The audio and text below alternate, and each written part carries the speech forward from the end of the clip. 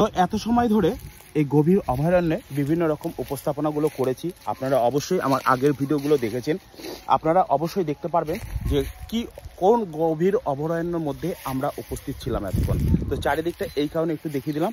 এখন হচ্ছে যাওয়ার পালা এবং সামনের দিকে এগিয়ে যাব। তো উপস্থাপনাগুলো যদি ভালো লাগে সঙ্গে থাকবেন। এইরকম ধরনের বিভিন্ন রকম অ্যাডভেঞ্চার বা বিভিন্ন রকম সত্যি কথাগুলোর অবলম্বনে এই ধরনের উপস্থাপনাগুলো দেখার জন্য। তবে একটাই কথা বলবো, সত্যিকারের মনকে শান্তি দেওয়ার জন্য নিরিবিলি পরিবেশ অবশ্যই ভালো। নিজে যখন একাকিত্ব বোধ করবেন এবং বিভিন্ন রকম ডিপ্রেশনে পড়বেন, এই রকম এলাকায় এসে নিজেকে একটু সময় দেবেন, দেখবেন আপনি অনেকটাই শান্তি বিরাজ পাবেন আপনার মনের মধ্যে। চারিদিকটা দেখুন, কেউ নেই, মাঝে মধ্যে কখনো একটু মৃদু হাওয়া আর একটু পাখির কলরব, ব্যাস এই নিয়ে আপনার সঙ্গী হবে এই গভীর অভয়ারণ্যে। তবে সতর্কবার্তা অবশ্যই অবলম্বন করে পাশে থাকবেন।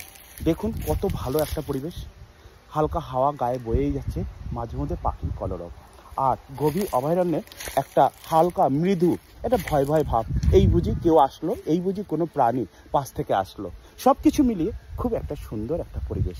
আমার কিন্তু ভীষণ ভালো লাগে। তাই সর্বদা এই রকম পরিবেশগুলোতে আমি ছুটে আসি আপনাদের সামনে এই উপস্থাপনাগুলো তুলে ধরার জন্য। তো গভীর অভয়ারণ্যের ভিতরে গিয়েছিলাম এবং এসেছিও একটা মধ্যস্থল জায়গায়, একটা অভয়ারণ্যের খোলা অভয়ারণ্যের মধ্যস্থল জায়গায়, যেখানে অনেক কটা উপস্থাপনা করলাম আপনাদের সামনে তুলে ধরার জন্য। তো এখন আপাতত যাওয়ার পালা, তো অবশ্যই চলে যাব।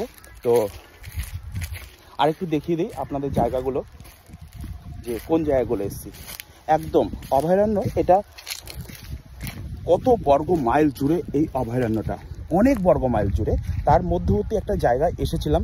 এখন প্রায় সেই অভয়ারণ্যের এক প্রান্ত থেকে এসে একদম শেষ প্রান্তের দিকে আমি এসে পড়েছি।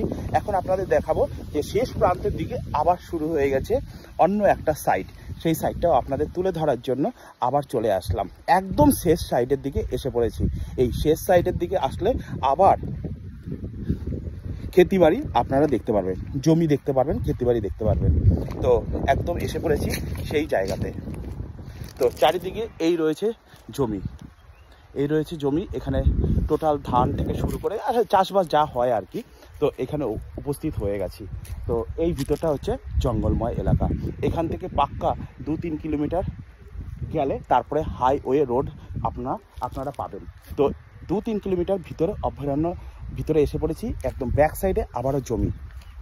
তো এইরকম উপস্থাপনাগুলো সর্বদা আপনাদের সামনে তুলে ধরি, কারণ অনেকে এই ধরনের উপস্থাপনাগুলো আপনাদের সামনে তুলে ধরতে পারে না। প্রাকৃতিক পরিবেশ সবাই ভালোবাসে, সবাই আসতেও পারে না, আর সবার সামনে এরকম প্রাকৃতিক পরিবেশ থাকেও না। ভালো লাগলে সঙ্গে থাকবেন। এইরকম উপস্থাপনা আপনাদের জন্য প্রতিনিয়ত চেষ্টা করব তুলে ধরার জন্য।